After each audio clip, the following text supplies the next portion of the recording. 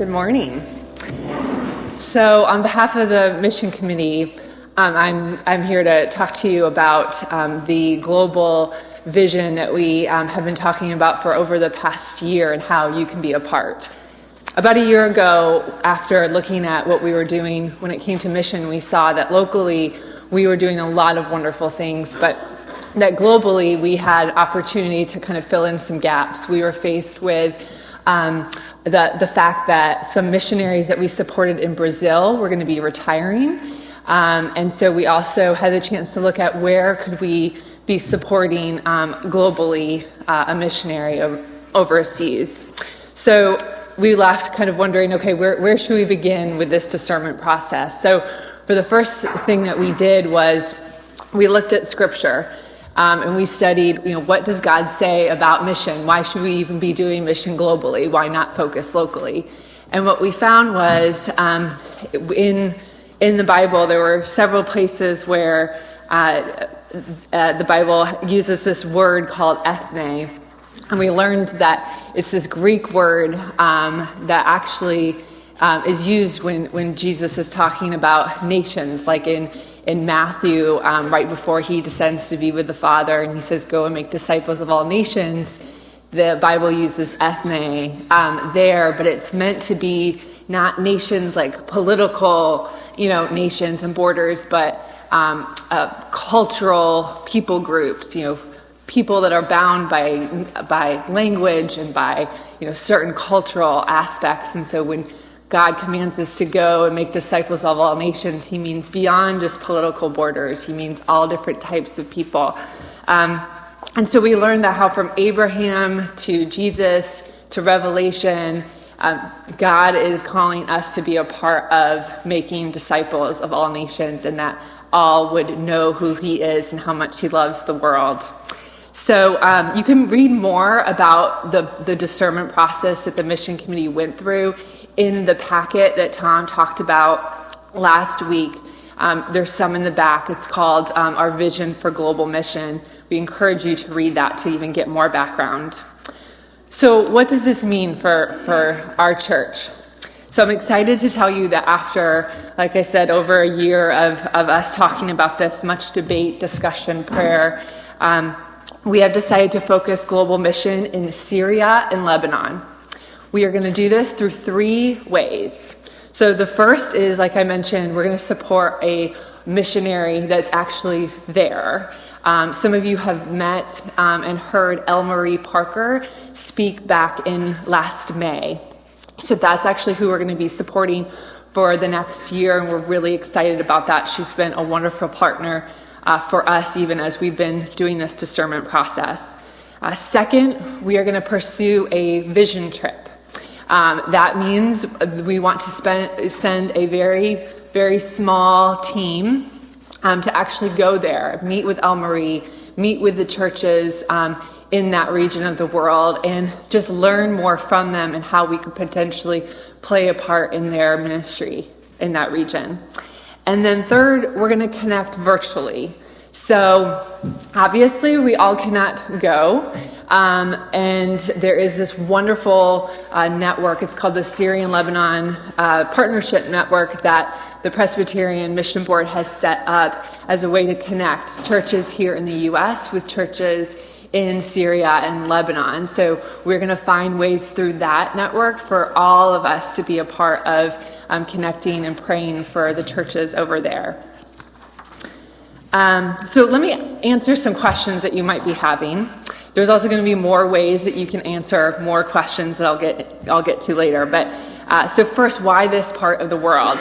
So we weighed many different considerations when kind of choosing where, a certain region in the world. And, one of the things we kind of kept coming back to was the church has sent many missionaries to, different places around the world. But when we looked at where the church is headed, there's this in mission circles, you'll hear this term called the 1040 window. And this region of the world lives within that area of the world. And it's where 8 of the 10 of the poorest of the poor live. It's also where the least number of missionaries are. So we looked at that. We also looked at where we could connect to a local church. It is the conviction of the mission committee that we would never do global mission unless we were able to connect with a local church. And we have found, like I said, with Elle Marie and her husband Scott, great partners in what they're doing there. And also we looked at, where have we had a previous connection? So again, I'll bring up Elle Marie. Many of you saw her speak in May, and we got such a great response from that, and people were moved and wanted to know more how to be a part. We also, several years ago, I want to say maybe 3 years ago, Pastor H, some of you might remember, he is a pastor in Kirkuk, Iraq, and you all gave so generously to help support the renovation and expansion of a school that they do in that area in their city to serve both Christians and Muslims, and they continue to do ministry in that area of the world. And so we also then finally, as part of kind of us figuring out where, what part of the world, we also looked at where can we learn the most. We do global mission. One of the things that we want out of global mission is to learn and to have our own faith expanded.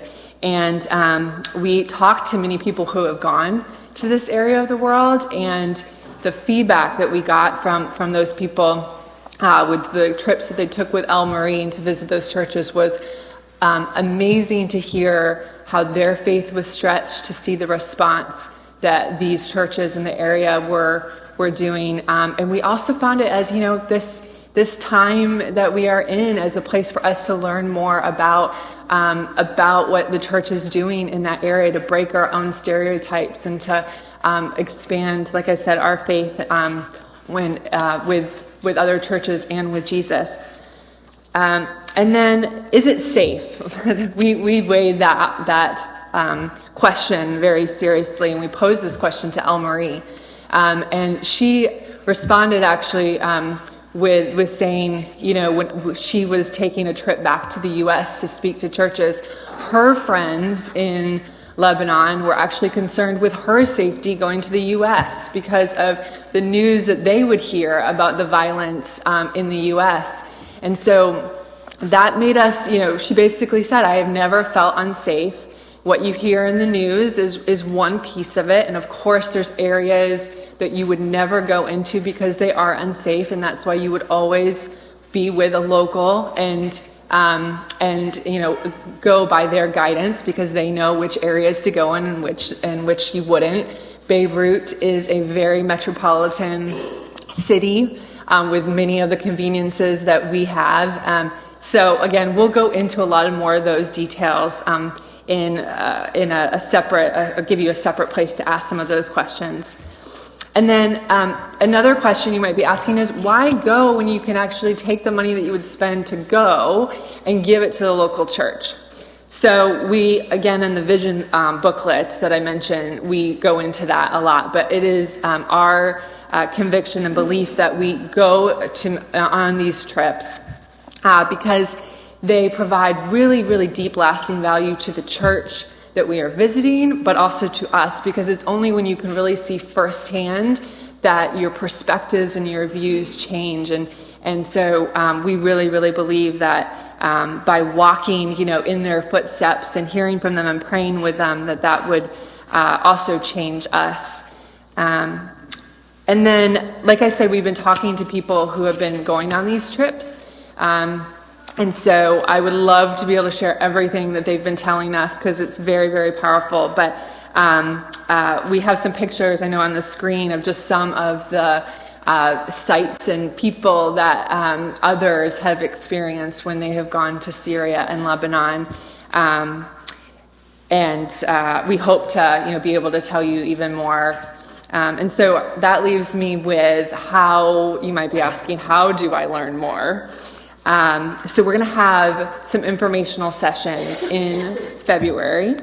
Also, if there's any small groups or Sunday school classes who would like a mission committee member to come and visit and just tell you more and answer your questions, we're happy to do that as well.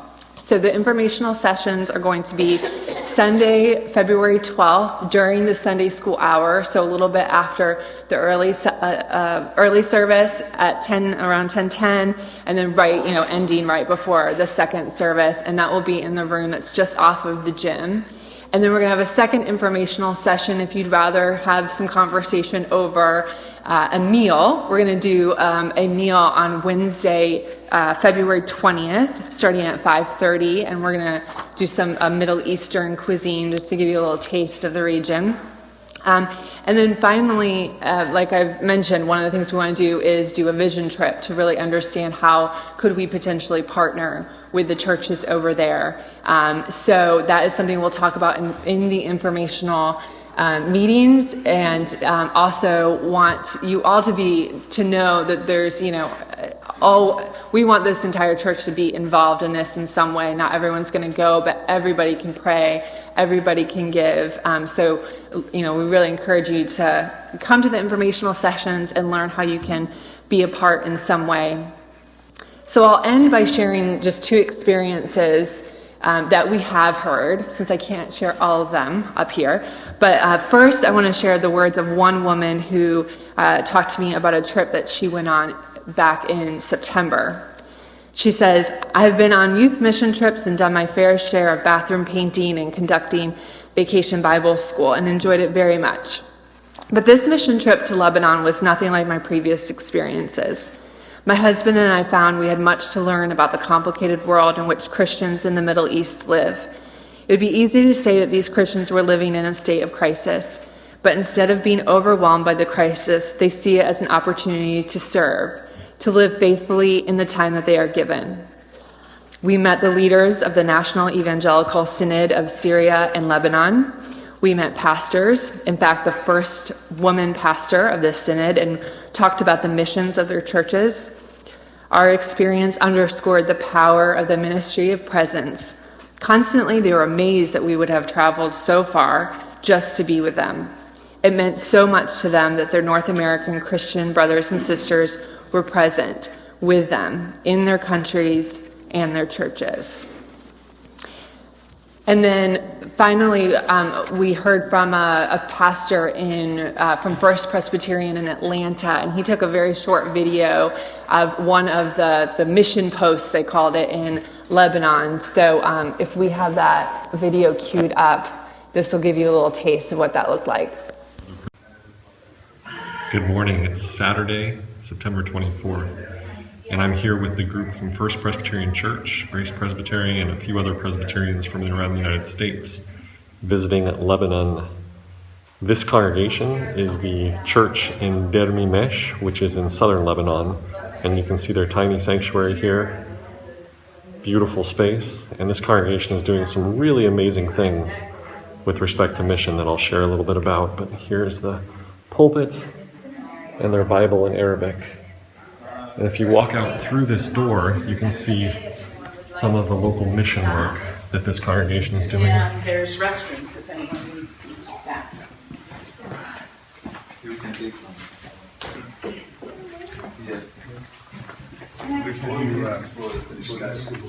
If you look in here, you can see this congregation is doing a large medical dispensary. They provide medicine to the local community, Christian and Muslim alike.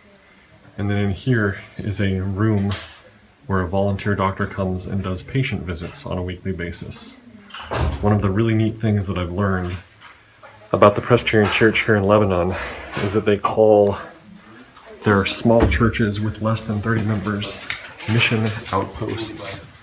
And here you get a sense of what the landscape looks like in Lebanon. This is a beautiful country full of beautiful places and very warm and hospitable people. We're very grateful to be here learning about the mission of the Presbyterian Church of Syria and Lebanon and the work they're doing to meet the needs of the people in their local communities.